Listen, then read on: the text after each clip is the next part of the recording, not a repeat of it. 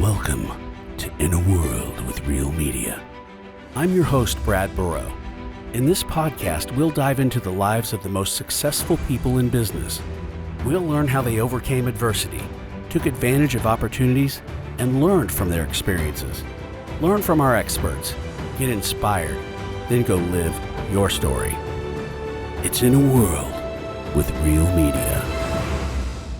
Welcome to the In a World with Real Media podcast, and I'm Brad Burrow, and we've got some really special guests today, Micah and Diana LaCerte, and you're going to love this podcast because you're going to learn a lot, incredible stories, incredible overcoming things. You guys are inspirational. I mean, I've been looking at your stuff online. I'm like, I'm going to be an emotional mess for this podcast. I'm just telling you right now. So I'm really excited to have you guys here. I was writing down, I've got all these notes. You can see all these notes here and just kind of guide us a little bit. But you guys have had Hitch Fit for 16 years. That's been it's kind of a well-known brand in Kansas City now. I've had friends go through that. Marquita Miller is a really good friend of mine. Yeah, love her. And, I watched her. I watched, you guys had documented her journey. Really, really cool. And then SoulFit, I've been watching just from a faith standpoint and seeing what's happening. So I want to get into the origins of all that. I really would love to hear a little bit about your guys' background. Mike, I've heard a little bit about yours. I read it somewhere, what you kind of have overcome. I think those kinds of things are so inspirational and helpful. So I don't know how comfortable I'm kind of putting you on the spot right here on the podcast. This is what I do. Any way that we can impact, we will. And sometimes that takes getting vulnerable and sharing stuff that's kind of hard to talk about. A lot of people see the success that we have now, but it's really important to go back and where it all started, where that fire came from and the lows and the highs of life. And, that is what's relatable to people. That's what helps people. And so I was raised by a single mother. We moved 30 times in 18 years. Is that for real? Yeah. Definition of instability, environments that weren't the most positive. As a child, you don't understand it. You kind of go into kind of a survival state. Yeah. And you're depending so much on the ones you love and adults and whatnot. And so it was a challenging time. I had highs when I was a kid too. I remember really good moments and being in sports and stuff like that. But there was an extreme amount of challenges as well.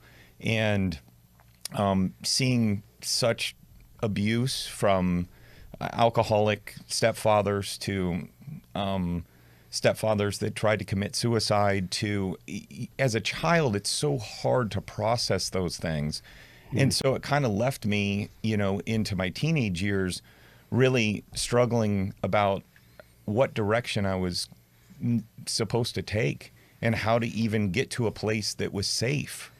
And so I started this trauma and the stuff that I had gone through started manifesting in the way of anxiety and depression and things that were really oppressing me in a way that I was creating disassociation. I was doing things that were really survival traits, and really not knowing how to sift through those things. And I always tell people around the age of 18, I ended up graduating high school barely. I was a good student, but anxiety had really put a grip on me. Yeah. And I ended up following a really close friend to college with no direction, but God had a direction. And he introduced me to dumbbells and chicken breast.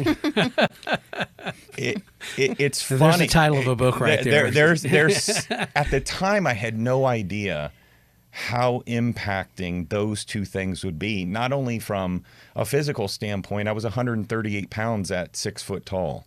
I had a lot of deep insecurities from bullying when I was younger. And I wanted to look like the guys I saw on fitness cover magazines, the Jean-Claude Van Dammes and the guys that I was inspired by as a kid. And so I started working out. The muscles would take years to grow, but what changed and transformed in my life was what it did to my mental state. It literally destroyed anxiety. destroyed depression. I was all in because it was a lifeline for me.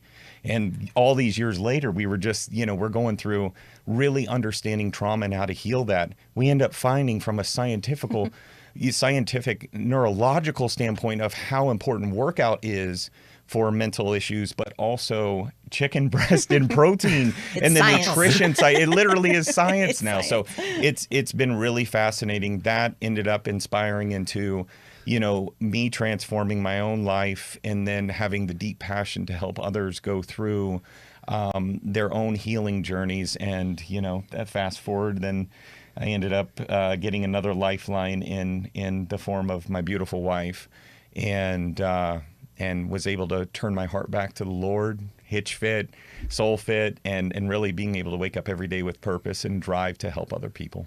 Now, when did you guys meet? We'll turn this into a story about marriage. And Yeah, well, that's part of the that's story awesome. No, too. that's awesome though. So, Well, I'll just say something real quick. So when I met David Washington, I don't know that you were faith people at that point. Is that right? we were. Were you? Okay. Just- maybe I'm wrong. For sure not as well. No, he met Dave in 97. I met Dave in 2001, so I had turned my heart away from the Lord at that point for numerous reasons that I'll share later. Later, maybe potentially next year as the book comes out and whatnot. But God was always there. Yes. I just wasn't walking the way I needed to walk. I totally understand. Yeah. Go ahead, Diana. Yeah, so when we met through the fitness industry. He was doing a lot in the fitness magazines and fitness modeling side of things, and I was doing a lot on the competition side of things. So we actually met through MySpace back What's in that? MySpace Can you explain what days. that is? Yeah. And we just through mutual friends in the industry, and then we met in person in Las Vegas. So MySpace in Las Vegas, of all places. But there's a big fitness expo in Vegas every year called the Mr. Olympia. And so I was going to be going and he was going to be going. And I was like, hey, let's meet up at the expo and take a picture. And that was what we planned on doing. And so we did. We met up at the expo. We took a picture together and we were like, hey, what are you doing the rest of the day? And we just kind of clicked immediately. When I met him, it felt like we'd been friends for a really long time. We immediately just connected on a friendship level. We ended up hanging out that entire weekend together. And by the end of the weekend, we were like, okay, like this is like, I knew it was one of the people like when you know, I was 31 or 31, 30, I think. and I was 28. So I was at a point in my life where I knew what I was looking for and what I was not looking for. And I wasn't even really looking. It was like kind of God just brought us together at the perfect moment. But as far as faith goes, I was at a point in my faith walk that I had decided I was never even going to date again if someone didn't have faith, wasn't a believer in Jesus and didn't have that faith foundation that I had. Like I dated outside, people that weren't believers before. And I wasn't going to go into any relationships trying to, maybe they'll change, or I was like, nope. For me, that was a commitment I made to the Lord of I'm literally not going to date anybody unless they have that faith foundation. So when I met him, I was like, I like him, but it's a deal breaker. It's going to be a deal breaker for me if we're not foundationally on the same level. So as far as our faith goes, so I asked him within 24 hours of hanging out together, I was like, hey, we're in Las Vegas, the fitness expo, but I got to ask you a question. I was like, do you know Jesus? Have you accepted Jesus into your heart? Remember that? Oh yeah. Yeah. Oh, it was, What it was was that pivotal. like? It was a little, I say it wasn't scary because we really had connected, but I wanted to know out the gate because I knew I liked him, but I did not want to grow those feelings or put energy there if that was not already that had been my commitment to the Lord. So I was not going back on that no matter how much I liked him. And so thankfully his answer was, yes, he knew Jesus. He had accepted Jesus as his Savior. And he actually let me know that weekend. He was like, but I'll be honest, I'm angry with God. And I kind of just let it sit there. And I was like, that's interesting. No judgment. I'm sure there's a story behind that. Yeah. And I think it was the second day, within 48 hours that we sat, we were having really deep, intentional conversations because like we both kind of knew, and it was like, I don't want to mess around with like, you know, nonsense talk, like let's really find out who we are. And that we sat at dinner, and he opened up and he shared about everything that he'd gone through, and you know, the challenges and the abuse and all of those things. So I've known his history with that from the get-go of our relationships. And then it also made me understand why he was angry with God. I was like, I 100% get that. But he also was at a point where he wanted, like, he knew that God had, these things didn't happen to him because God wanted that to happen. Like he understood that God was grieving that he went through these things too, but that he was by his side too. And so that was kind of where we started our relationship. And then we grew together, like, because I was still growing. I was craving just a more intimate relationship with Jesus. And so as I continued growing in that, he stepped into that too, and then we were able to grow as a couple with that as our foundation. It's amazing. It's amazing how God works in those situations, isn't it? Yeah. I mean, not that it's exactly, but I have similar kind of things that have happened to me, and you look back on it, you know, and you just see God's mercy. People talk about mercy and grace. I get off on a little bit of a side thing here. Grace is awesome. I mean, God's grace is amazing. His mercy is way more amazing to me. I think it's like, you know, what we really deserve and what we get is amazing. Yeah. So that's really cool. I mean, to see that you guys. So you immediately hit it off. Tell me what happened. How did Hitch Fit come out of all of that? Was that already going at that point? Yeah. So the idea of Hitch Fit was going. So I'll rewind again back to MySpace days, and MySpace was awesome. For those that didn't get to be a part of MySpace, we may have to put up a little explanation. I mean, you got your own music. It and depends top on the age friends. of your listeners. Yeah. But I had kind of fallen into this space called online personal training. And at the time, it was non-existent. You couldn't look it up on Google and find what online personal training was. I was doing transformation style training in Kansas City, one of the very first in the area to do that. And I was really using MySpace at the time before social media marketing was a really big thing either. And I was really testing it on the platform. Yeah. And what happened was I had a girl out of Canada write me, and this is like 2006, 2007, and she says, "Man, I wish I could work with you, but I live all the way up here in Canada." And I was like, light bulb goes on. And I was like, well, what if I just make you a plan and then you communicate with me and we'll see how you do. And 16 weeks later, she's down over 30 pounds and she's in Canada. And I was like, oh my goodness, I have something. But the challenge is no one knows what this is. Yeah. You can't, like, when you thought personal training, you thought traditional personal training, which was in person. There's no way this is going to work online. We didn't have Zoom at the time and stuff like that. So, you know, you're going, how could this work? And then client after client starts signing up and we're like, oh my goodness, like there's something here. I met her. I knew that she was going to be my wife, vice versa. And so she was the female component of what would become Hitch Fit, you know, soon after we met. And it just took off. I mean, fast forward to today, at over 700,000 pounds lost in 82 countries, over 20,000 clients.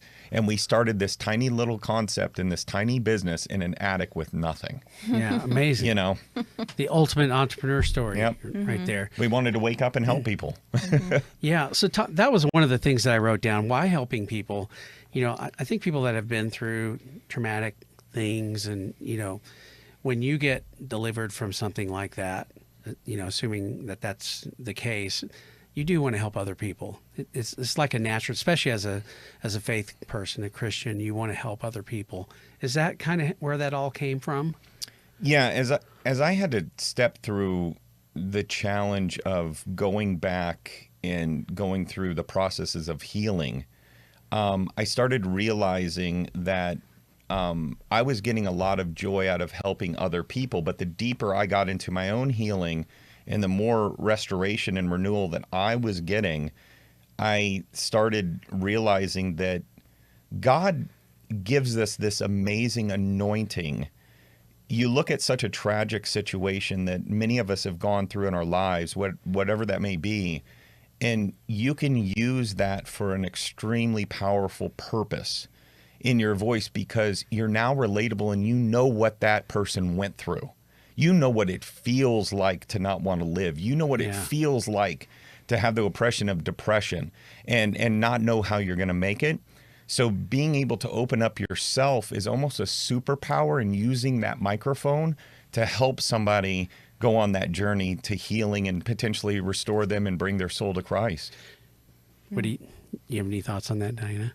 Yeah, I'm in agreement with it, with that. And for me personally, I had my own transformation journey that I had to go through. So for me, I had just some issue. I was having compulsive overeating behaviors, and now I know, having done a lot of trauma work and just learning so much more, now I understand I had coping mechanisms due to trauma from my past, and that's how I was coping.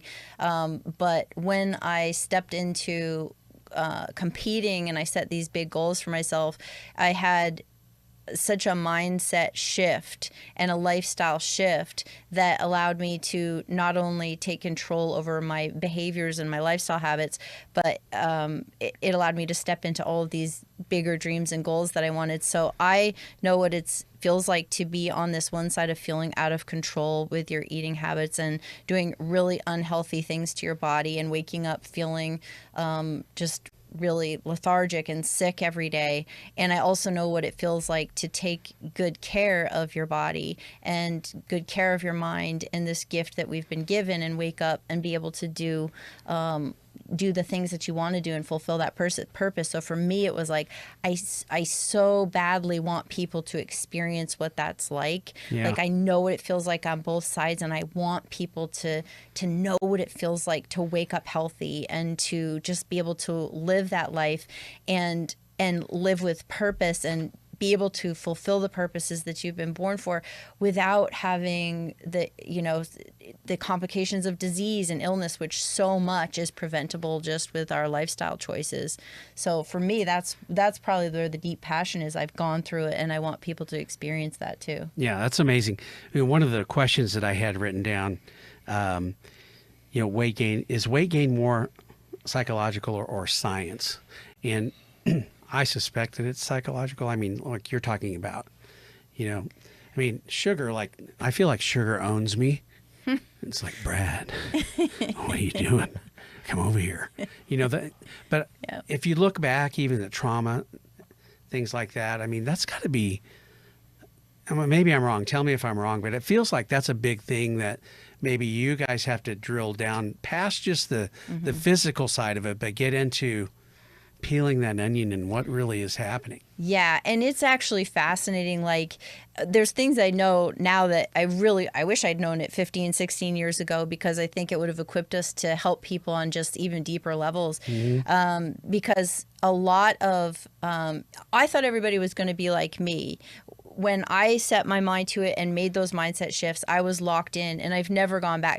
That's been 20 years since I was a 50-pound weight loss. I've sustained that 50-pound weight loss for 20 years. Yeah, amazing. So I was like, man, everybody's going to get here and feel amazing, and it's going to be the same for them. And then over time, working with people, it was like, what is going on? Sometimes, so people will stick with something, and then they just go back to those behaviors, and why is that? Why do some people make the changes and they're fine with it, and others, it's like they just go right back into that stuck behavior? And so much of that is rooted in trauma. And that can be, there's people think trauma and they might immediately think it's sexual abuse or physical abuse. It could be those things. But then there's what we call the little T traumas, which are things that someone may have said to you, like little girls especially. If there's comments that they may stick in their mind, and that literally, when that happens in our childhood, it wires your brain in a way that impacts how you act and what the meaning of food is for you. So it's been really fascinating just understanding a lot of times there's deeper rooted issues. It's not as easy as saying just eat this and do this exercise. Sometimes we have to go deeper and work on healing, work on the healing pieces of those those places that haven't been touched, so that then you can actually have a healthy relationship with food and with your body. How do you do that? I mean, I mean, that seems like something a psychiatrist or somebody like that with that type of training would need to be involved. Soul Fit might be a way. Yeah. But I'm just curious because you've got to see that every day, right? Yeah, and there's, for sure there are therapists and there are counselors and there are psychoanalysts to like actually dig into the trauma pieces. Right. But being able to hold someone's story and just have them, that actually starts healing your brain. Just so even being able to have someone be able to share something and go in and grieve it with them. This is all stuff that we've learned. There's an organization called Freedom Academy, and they work with coaches and with just regular people of helping them go into their stories, into those really hard parts that hardwired them, and look at them and grieve them. And just that, you don't have to go in and try to heal someone, like do the trauma. They can absolutely do that. But just that piece of having people feel seen and acknowledging and kind of being there to hold it with them already starts that healing process in their brain. And then we're kind of like, and we've had the chance to do that with a lot of people over the years, where we're not therapists, we're not counselors, that's not what we're doing, but we can hold that with them and facilitate that, the start of their healing process. And then we also trust that God is going to bring the right people, the right path for them to continue that healing journey too. How do people feel about the faith side of what you guys do? I mean, you probably see all kinds of different people.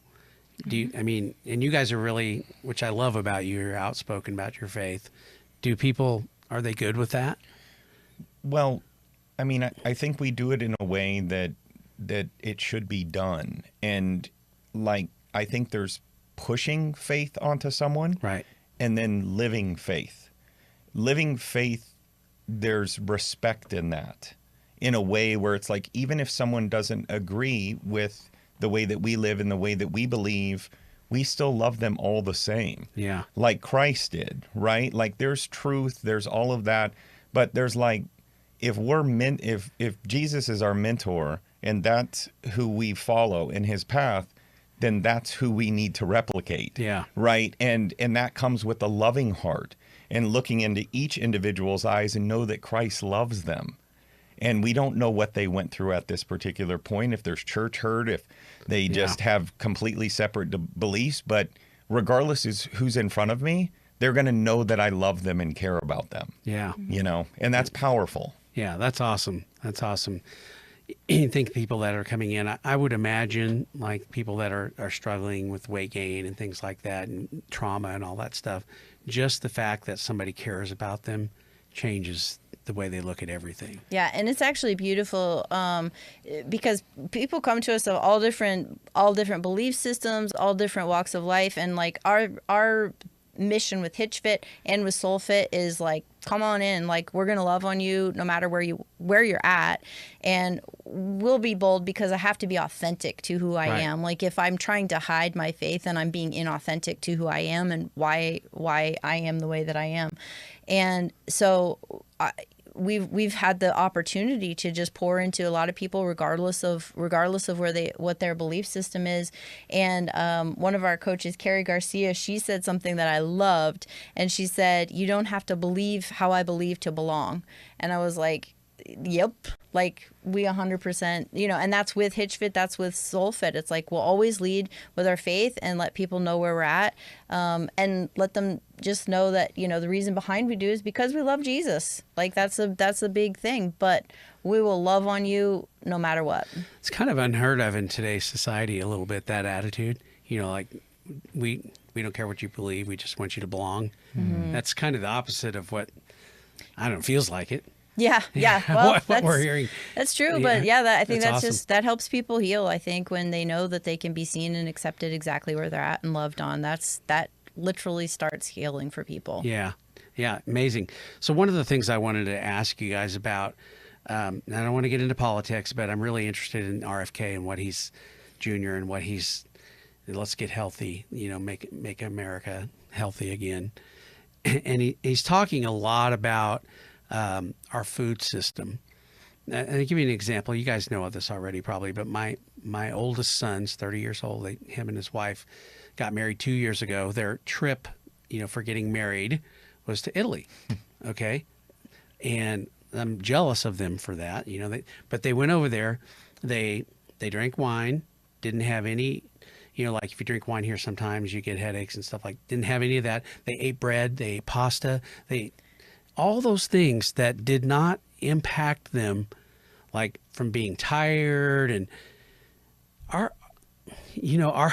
food system here is jacked up, right? I mean, that feels like the RFK Jr. thing feels like a breath of fresh air to me. Like we need to look at what we're doing in our food system here. It's huge. We have such a major problem in this country with obesity, with disease, and there's not one reason there's not one thing.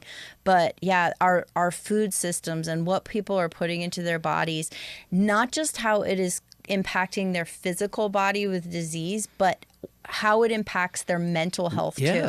So it is like we are seeing just these dramatic levels of mental health and physical health decline in adults and in the children especially, and it is really stemming from what we're putting into our bodies. So I love any initiative that is like, hey, let's get back to eating health, like moving our bodies, eating health, whole foods. It would be a game changer for the country if we took that stuff more seriously. It would change everything, I think, wouldn't it? Do you guys know Dr. Bauckham? Do you remember her at all? I don't know if you.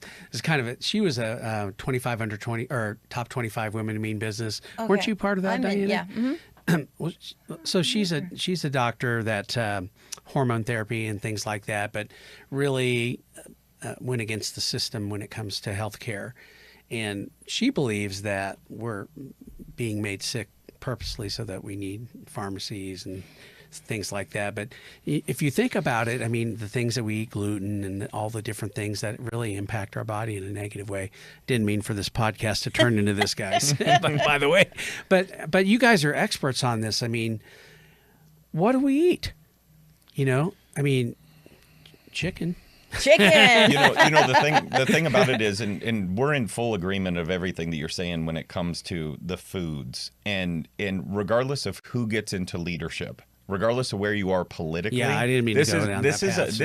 This is a bigger issue that affects every single American, and we know this because we eat extremely clean and extremely healthy, where we're looking at everything that we're eating and whatnot, and we can tell the difference when we travel internationally and what it does to our gut health, to our inflammation. Is that right? Yes, and we are 1%, the top 1% of what we're doing as far as our health and how important that is to us, and making sure everything and no deficiencies and everything in our body. Minerals and vitamins, macros, everything is on point and working out at a level that's good, getting our mind right, our faith right. And we notice it every time we go out of the country. Even it's Mexico. Better, like Costa Rica. Yeah, Costa Rica. Amazing. You just flush 7 pounds almost instantly, and maybe it's Pura Vida, I don't know. But we for sure believe that the food is, it's a big deal. And when there's money involved in something, I think, that's going to be one of the biggest challenges.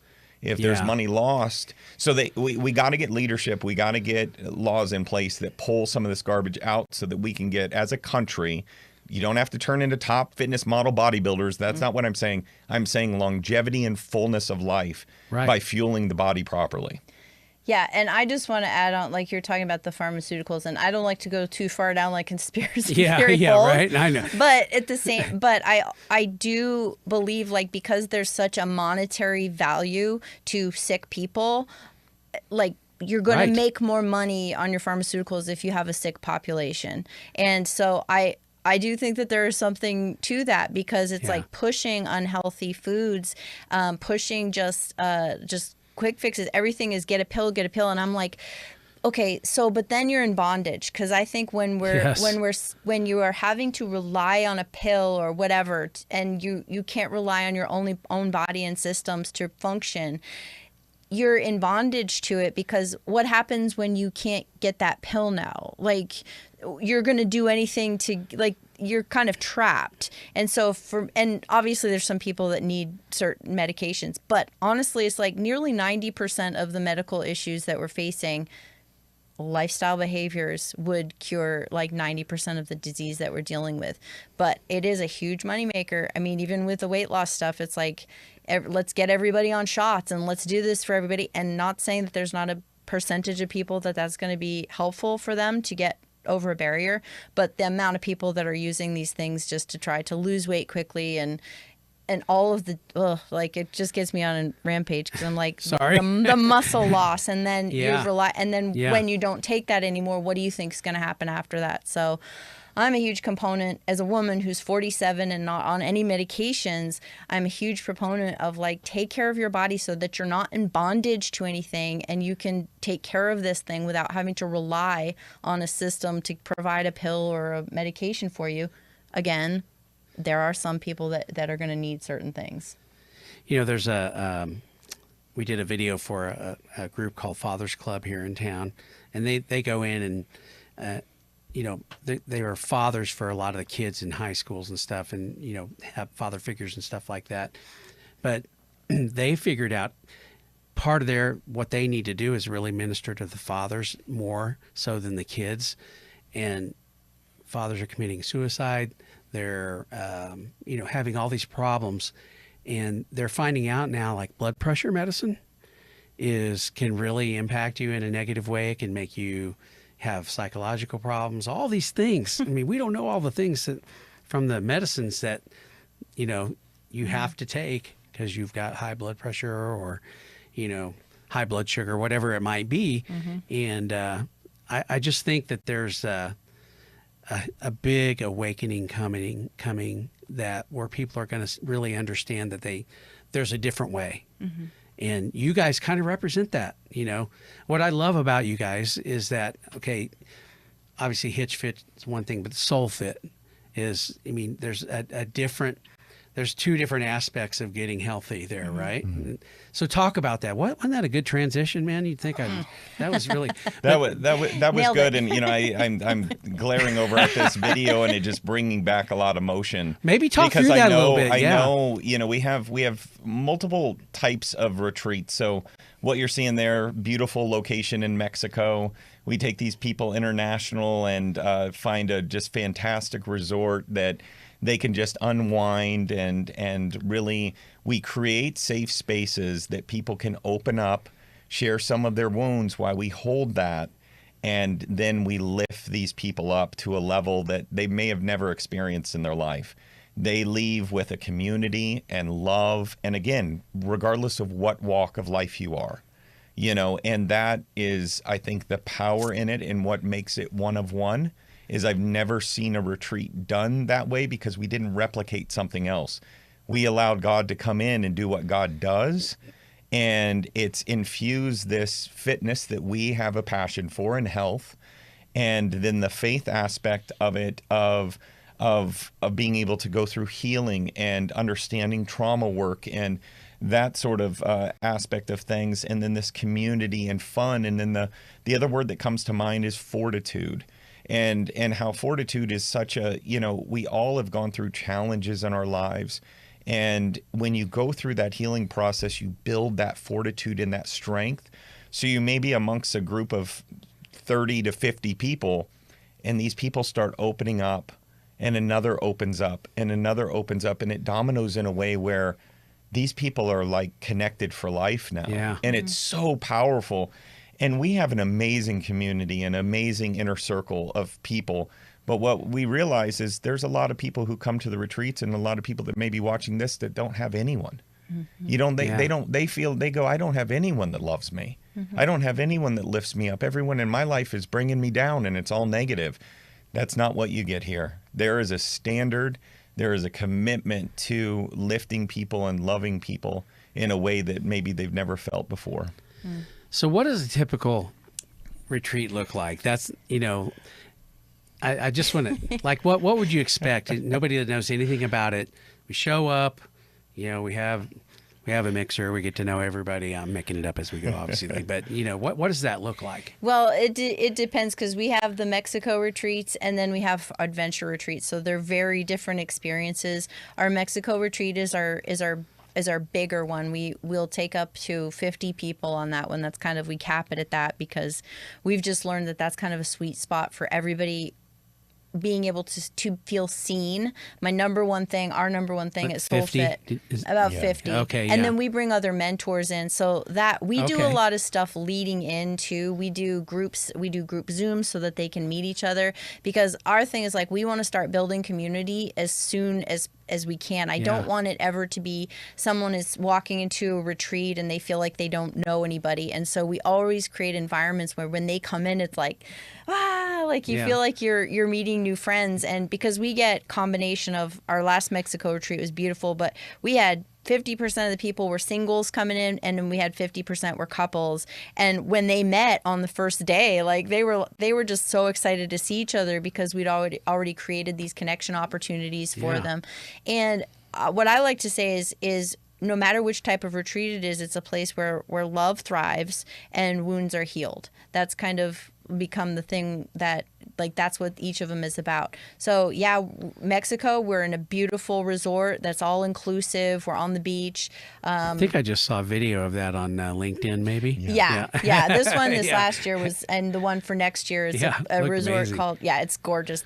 We're going back to the same location for 2025 called Secrets Moshe.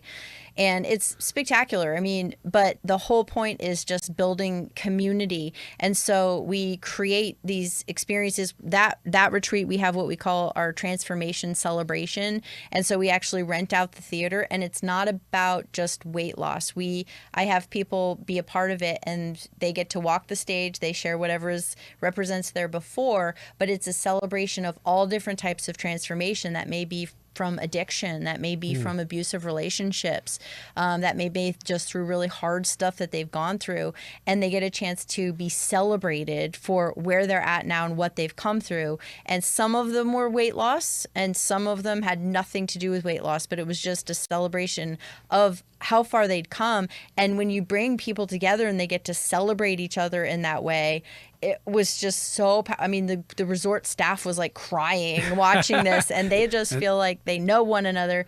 And we just create, like you said, safe spaces. So we work out, we have a blast, but then we create spaces where they connect, where they share things that maybe some of them have never shared this stuff before, but we just create those safe spaces where we can hold it and we can build community. And that's why people walk away like, I've never experienced something like this in my life. Adventure trips are different because we're going to be out in nature. We're going to be worshiping God in nature. Like Moab. Yeah. We just got back from St. George, Utah, where we went to Zion National Park and Antelope Canyon, and it was spectacular.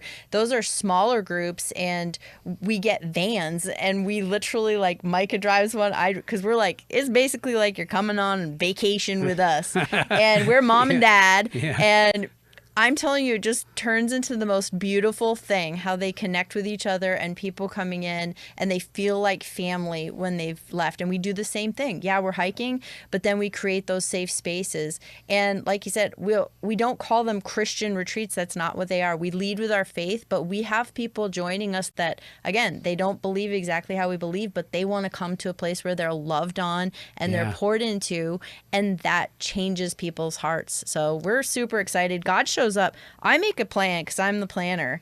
I created a plan, but I always leave the flexibility for God to show up and do what he wants to do. And we just step back and we're like, wow. Like it always, when you go into it with that heart, he turns it into something that we could not have even imagined. And we just feel honored that we actually get to be a part of it and help to facilitate it. Do you have people coming on the retreats that are like therapists and things like that? I mean, are they teaching, like, I mean, obviously understanding how to get somebody to a point of healing from a trauma situation is, I don't know, it feels like that needs to be. But we're just holding stories. And so we're not going in there. Sometimes we have people that are therapists that come on the trips, but we're not going in and doing that therapy, but creating a space where they feel safe enough to share some things that can be held with a group. that's what we can do That's with the them. power of it. That's right the there. power of it. It's just holding someone's story so that they can feel seen. Now, post retreat, if they need other resources, we have other places that we can direct them to. But the retreats are not like, we're not doing therapy or counseling at the retreats. We're literally creating safe spaces where they can feel seen and feel like that their story is being held. The retreats are almost like the first step of sharing. So, kind of to go back So you on, started them on that yes, path, then basically. right. And then there's resources for next step if needed, and now they have a community too. Mm-hmm. And so what we know when it comes to healing is one of the most challenging things is the first step. And the first step is really being able to share that at some point. Well, we know men in general, for instance, really struggle. So earlier you talked about suicide and all these men that were on pills and whatnot. I would go much deeper in the deeper waters of that and go, where is the trauma that they're even on those pills to begin with? Right. And so for us, we understand the power of just someone opening up and being able to hold that, like she said. And that then almost instantly releases a level of weight off of them, but also not being irresponsible in a sense of going, okay, best of luck in life. Yeah, see you later. There's a lot of communication that goes on at the retreats, and we're working also to build a really solidified next step for people with something like a Freedom Academy or potential like a Better Help or something where there's access to counselors if they're ready to take that step. That's great. We do have close friends that we've already kind of referred different people to that were like, hey, I'm really ready to dive into some of my past, and then we're connecting those with people that we trust. And so that's definitely in place. We wouldn't never want to leave somebody, just open like that. Yeah. We understand the importance. How does that feel? I mean, that's got to be. So you've been. Are they week long? Is that how long? How long are the retreats They're usually? 5 days, 4 5 nights days. usually. Okay. Yeah. So you finished a retreat, and you've probably seen some pretty amazing transformations just in that short amount of time, or at least the beginning of.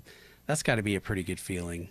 It's incredible. And we hear things, sometimes people will share, because there's a lot of stuff going on. It's not even just everybody's, it's happening through us.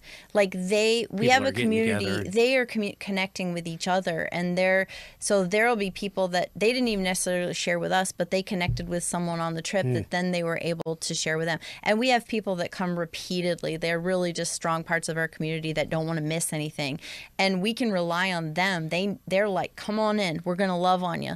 Like, and it's a place where you can take the mask off and you don't have to pretend like life is perfect. You can just be authentic and real, and let us encourage you and let us lift you up.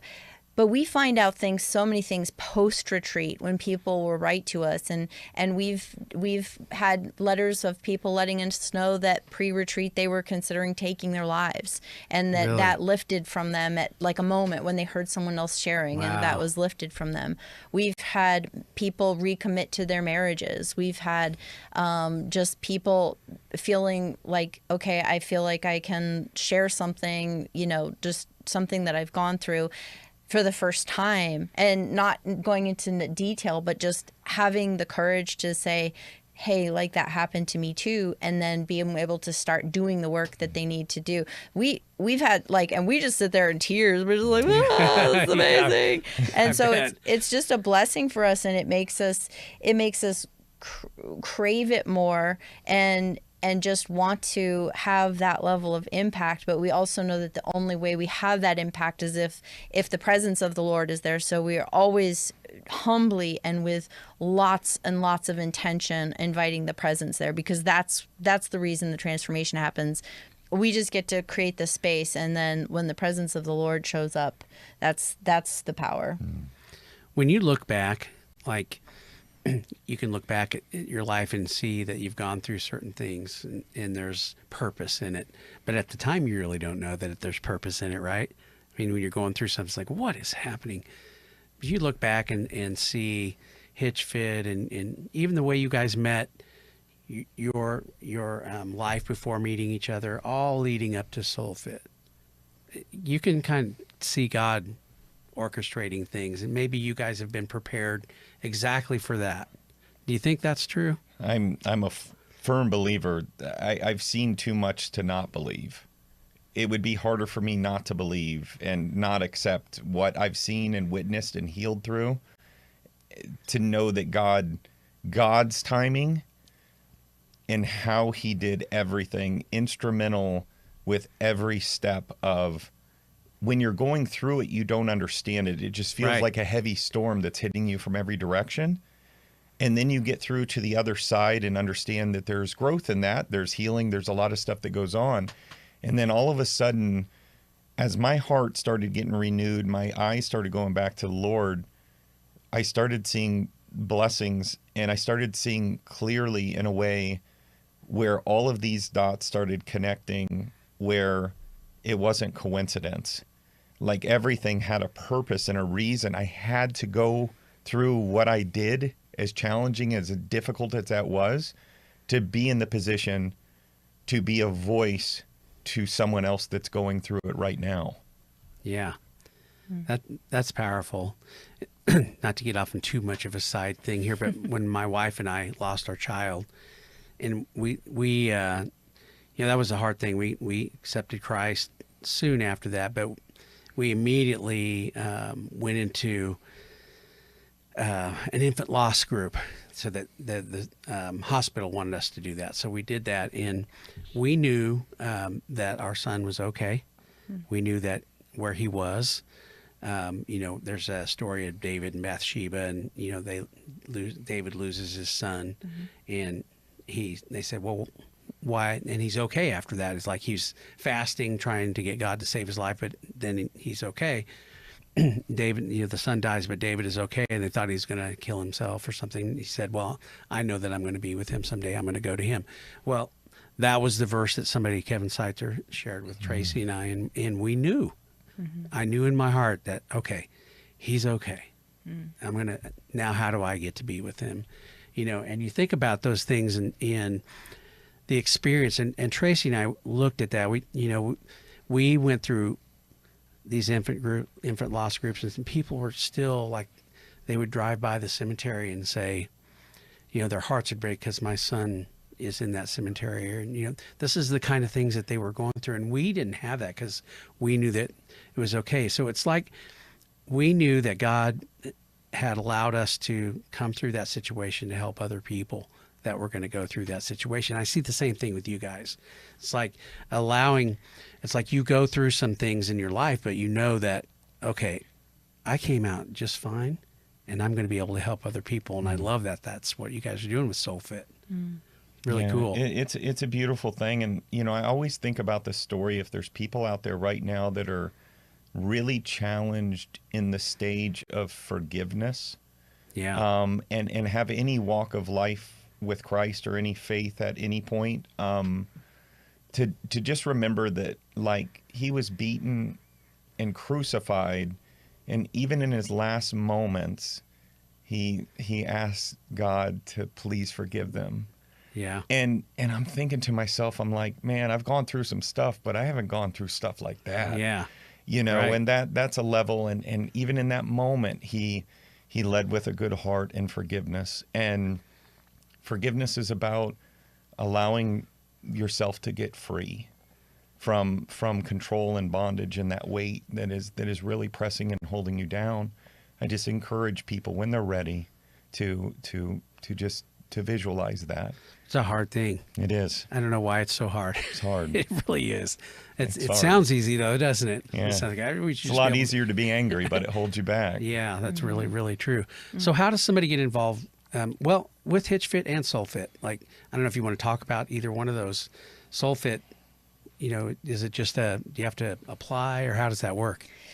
For SoulFit, literally, you just go to soulfitretreats.com. The one retreat we have up right now is our Mexico for 2025. We'll have 2 adventure retreats next year, so those will be up on the site. soon. But yeah, you literally can just go on there and sign up if it's something that you'd like to join us with. And then Hitch Fit is, we have the online business where we work with clients globally, and that's just hitchfit.com. And we have a variety of programs on there. And then there are gyms here in Kansas City.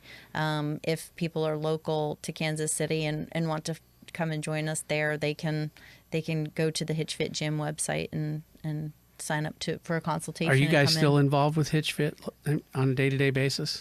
We're still in the gyms doing one-on-one a little bit, but we've stepped out. We have an incredible team of trainers at the gym, so we're in there just a little bit because we do like to be in there and be one-on-one with some of our clients that we've been with for a while. But because we're traveling so much and facilitating the retreats, we're not in there as much as we used to. So is it like a lottery thing that we get to work with one of you guys? Well, I mean, we still do all the online side. Yeah. So we work with everyone there, and then we have a program called the Inner Circle that we started this year that we work with people for an entire calendar year. And that's the closest that someone will get to us, like text messages, Zoom calls, all sorts of stuff. We do a retreat in Kansas City with that group. Oh, wow. It's a really beautiful thing, but we go through every aspect of their year, which is not 12 weeks of like greatness. It's a whole calendar year of the ups and downs, the challenges, emotionally, work, relationship, everything, and really are there for them through that entire process. So you get to know somebody and kind of know what they're dealing with and challenges they have. Yeah, the Inner Circle has been fun because it's the first time that we have had a program that is a year long, and Inner Circle they have access to both of us. So like the women that are in it, sometimes I work with them a little more, and sometimes he's with the guys, but we also have couples but to navigate an entire year is really kind of interesting because it's like going through holidays, going through injuries, going through, events that are happening in their lives, and how do you navigate those and still have your health and fitness as a mindset, and transitioning from maintenance times to times where they're working towards goals. And so it's actually been really fun and just something new that we can do, even though we're not in the gyms doing one-on-one with them. We actually they're like family to us because we communicate with them so Sounds much. Awesome. It's actually been really cool. How do you guys duplicate yourselves? I mean, that's. I mean, I think there's a ceiling, that's a challenge right? that every entrepreneur thinks. Yeah, that's right. right. And I don't necessarily think you can fully duplicate yourself 100%. I don't think you can. But what you can do is you can mentor others into their strengths and their passions within your business. And we have some really passionate, some of our trainers, Dave Washington, as we talked before, like he's Davis Love. He's the voice. He's the voice. He does our calls, and he just has so much heart and passion. We have a lot of people within each of the businesses that we love tremendously. And, I don't like managing anyone. I love mentoring people. I love pouring into people. And Jesus didn't manage anyone. He mentored. Right. And I think there's a gigantic, for entrepreneurs and business owners, leaders of any sort, like mentor and love people. And that's how they can grow. Okay, so I only have two more things. We're at about 52 minutes, something like that right now. But Las Vegas, the superheroes. I mean, I'm like, okay, next time you do that, I want to take a video crew with you guys and just watch what happens. That had to be hilarious. I love that you're bringing this up. Yeah, it was fantastic. Sorry, I hope that's okay. Oh, no, it's so great. So we, after this retreat, so we actually did this 5 years ago. I had this idea and I was like, let's, and it was just him and I was like, let's get superhero outfits and go to Vegas and walk around. And he's like, what? And I'm like, yeah, like, why wouldn't we do that? That sounds fun. So I have this amazing, like, I got this incredible Wonder Woman outfit. You guys look legit. Yeah, man. it's legit. Like, it's like, I had to piece a lot of things together to get like a legit Wonder Woman. And then he was Captain America. And And so we had hosted a retreat 5 years ago, and it was out in Utah. So afterwards we were in Vegas, and we dressed up like superheroes. And funny story, I was like, this is going to be awesome. And he's like, no, this is stupid. This is going to be so dumb. I don't want to do this. And so we're in the hotel room, and like we're in these outfits, and he's still just complaining, I don't want to do it. I don't want to do it. And I'm like, it's going to be fun. Let's go do it. Get on board. Let's go. And Merry life. so we go down the elevator. We're staying at the Bellagio. We go down the elevator, and we step out into the casino, and no, we weren't there for 10 seconds when someone was like, Captain America. And then I chest and up. then all I of was a like, sudden he's like, oh, like puffs right up, and then he's all in. And I was like, I told you this is going to be fun. So we had a blast doing it, but people kept trying to give us money. They wanted pictures, and they kept trying to give us Is money. that right? Well, because in Vegas, that's what, you know, most of the characters out there, they want you to pay them. And we were like, no, we're just having fun. I couldn't believe it, probably, huh? This time when we had our Soul Fit retreat, and we're in Utah, so we were going to be in Vegas, and I'm like, we got to do it again. But Micah's like, let's do it for charity this time. And so when we go out there, we can actually be raising money. And we recently have been connected with an organization called Atlas Free that is a global organization that's fighting against sex trafficking and sex exploitation. So we were like, of course, doing that in Las Vegas, raising money to fight against that, like, it's kind of the perfect thing. And then a couple of our couples who are in our inner circle, we were like, they were going in and out of Vegas. So we're like, hey, do you guys want to do this with us? And they were like, yes. Did they dress up? Oh, they totally did. Yeah. No kidding. Batman and Batgirl, and we had Kim Possible and then the Rock. And the Rock. And the Rock. But so we all dressed up and just, you know, it was raising awareness, and you know, we raised some money for Atlas Free. But we actually talked to Atlas Free the other day, and they're like, we actually need to make this like a yearly thing and invite a whole bunch of people to come and do this, because for one, it's fun, you know, but it can draw attention, and then just a great way to raise some money for a good cause too. So it was awesome. It was so much fun. It was awesome. People. So what were people? I'm just curious. Like, they're like, oh What were yeah. they I mean, doing? we didn't even get out of the hotel, and people are like, "Can we take pictures?" Yeah. You know, and I think the most powerful part was, you know, we got done that first time, and I was like, man, we really need to do this for a greater cause. Yeah. Like, that was fun, and we got a lot out of that, but this needs to be bigger than us. And so going into it this time, it was really about God had connected us with Atlas Free in a really crazy time of my life, and a completion part of my life and my story. And we sat there, and I'm like, wow. And she came up, she's like, it needs to be Atlas Free that we give, because we give back at every retreat too. So a certain percentage of money that's made in proceeds, we give a certain percentage to a charity. And this last one was for Atlas Free. And then we were like, well, let's carry it on to Vegas and then dress up as superheroes. And then I mean, we could have 50 superheroes next year, you know, of all types, and go and get some camera crews and like make an event out of it in a way for massive awareness, and also for just such a cause that a lot of people don't like talking about, but that's a serious issue. So I've got this idea. Just came up with it. So we get all the 50 superheroes out there, and they all just show up, and then all of a sudden you break into a dance at the same time. Oh, what do they call that? yes. What's that called? Like a crowd. Somebody's watching this. It's called a. Yeah. Tell us what it is. But oh my goodness. you know, where everybody all of a Wait, sudden starts. Next thing you know, it's all choreographed. Yes. We got to do that. Oh, we got to do man. that. Okay, it's happening. It's happening. That would be so fun. I love it. So one of the things, this is the last thing I was going to ask you about, is Love in Motion. That's Micah, it's listed on your LinkedIn page. Maybe on yours too. I can't remember. But what is Love in Motion? So it's actually Mission E4 now. Okay. And that is a group that, so we have a school of children in Haiti that we've been sponsoring for 12 years. I think next month will be 12 years that we've sponsored this school of children in Haiti. So that's something very near and dear to our hearts. Now, what's the ministry that has that's doing something with schools in Haiti too here in town?